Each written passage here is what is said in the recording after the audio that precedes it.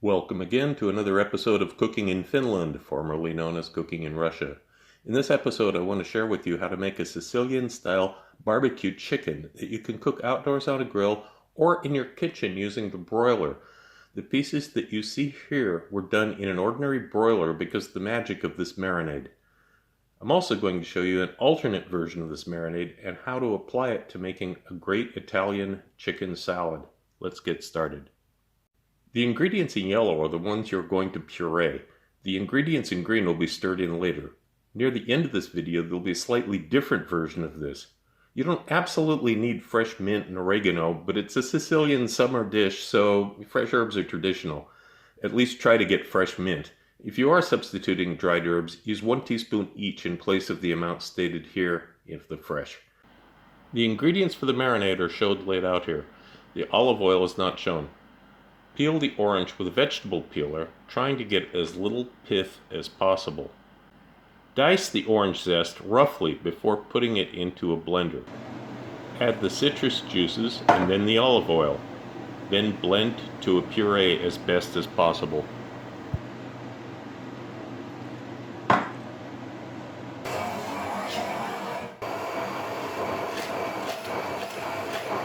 Scrape it out into a bowl and add the fennel pollen, the red chili flakes, and the black pepper.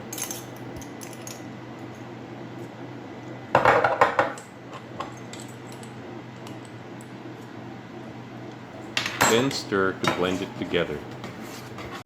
Add the chicken pieces. I'm adding boneless, skinless chicken thighs here, which is what will be used for the salad later, but it's the exact same if you're adding the chicken thighs and drumsticks with the bones in for the barbecued pieces that you saw earlier in this video. Regardless of whether you're marinating boneless, skinless chicken thighs or drumsticks and bone-in, skin-on thighs, these need to be refrigerated overnight in a sealed container. After the marinade time is up, brush the excess marinade off. Dab with paper towel. Don't try to remove every speck of the marinade, but don't leave big splotches of it on either.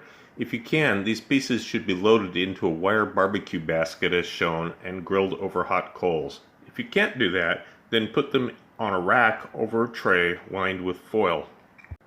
Put the rack about 10 centimeters, that's 4 inches, under the broiler element of your oven. Roast for about 16 minutes, although broilers vary a lot, so do a test run the first time. Then, after 16 minutes, turn them over and give them about 10 more minutes, but again, broiler elements vary. Since skinless chicken doesn't have any skin, obviously, you can't get the same deep color on that, but it is still much better for making a salad. More about that later. Even without the advantage of grilling over an open fire, this is still packed with flavor. Just sprinkle on a little orange juice and MSG and you're ready to serve.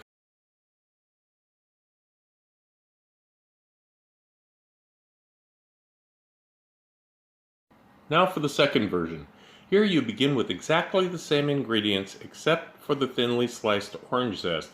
Now you use 35 grams, that's 1.1 ounces, of squeezed orange rind and the same amount of lemon rind, pith and all. Chop these coarsely and put them into the blender with the other ingredients just as you did before. Next, you'll need a tammy with a coarse mesh. Don't try to use a regular sieve, it won't work. If you don't have a tammy, get one. It's an important tool and it's not expensive. Rub the puree through the tammy and discard any solids that won't pass through. Then you add the same mix of fennel, pollen, red chili flakes, and black pepper just as before.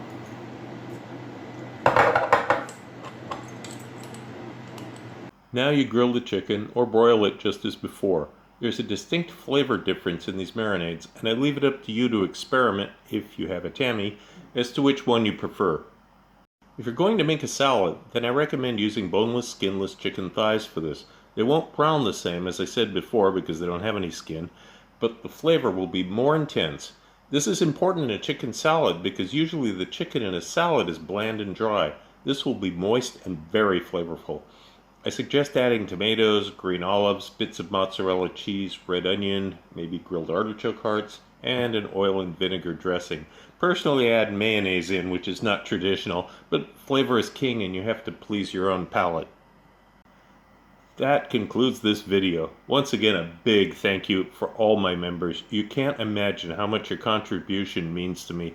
And another video will be posted soon, thanks to you.